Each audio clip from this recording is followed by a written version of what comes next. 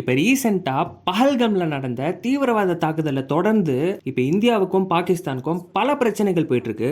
இந்த நிலையில இப்ப ரீசெண்டா இன்டர்நேஷனல் நியூஸ் சேனலுக்கு இன்டர்வியூ கொடுத்திருக்காரு பாகிஸ்தானோட டிஃபென்ஸ் மினிஸ்டரான குவாஜா முகமது அசிஃப். இன்டர்வியூல பாகிஸ்தானாகவே நீங்க தானே தீவிரவாதிகளை வளர்த்து விடுறீங்க அப்படின்னு சொல்லி கேட்டதுக்கு உணர்ச்சி வசப்பட்டு, ஆமா நாங்க தீவிரவாதத்தனத்தை கடந்த 30 வருஷமா வளர்த்து விட்டுட்டு இருந்தோம், நாங்க பெரிய தப்பு பண்ணிட்டோம், அமெரிக்காக்காகவும் குறிப்பா பிரிட்டனுக்காகவும் தீவிரவாதத்தனத்தை வளர்த்து விட்டுட்டு இருந்தோம் அப்படின்னு சொல்லியிருக்காரு. நேத்து வரைக்கும் நாங்க தீவிரவாதத்தனத்துல ஈடுபடலன்னு சொன்னவங்க இப்ப நாங்க தான் 30 வருஷமா தீவிரவாதத்தை வளர்த்து விட்டோம்னு சொல்லியிருக்காங்க. கொஞ்சம் கொஞ்சமா இப்ப உண்மை வெளியே வர ஆரம்பிச்சிருக்கு. அது மட்டும் இல்லாம இந்த சம்பவத்தை தொடர்ந்து லண்டன்ல பாகிஸ்தான் ஹை கமிஷனுக்கு வெளியே இந்திய சமூகத்தை சேர்ந்த 500 பேர் பஹல்கம் அட்டாக்கு எதிராக போராட்டம் பண்ணாங்க. அந்த போராட்டம் நடக்கும்போது அங்க வந்த பாகிஸ்தான் ஆர்மியோட சீனியர் அபிஷியலான தைமர் ரஹத் போராட்டம் செஞ்சிட்டு இருந்த இந்தியர்களை பார்த்து கடுத்தா இருக்கிற மாதிரி செய்கை செஞ்சிருக்காரு. அந்த நடவடிக்கைக்கு லண்டன்ல இருக்க இந்தியன் கம்யூனிட்டி பிரிட்டிஷ் கவர்மெண்ட் கிட்ட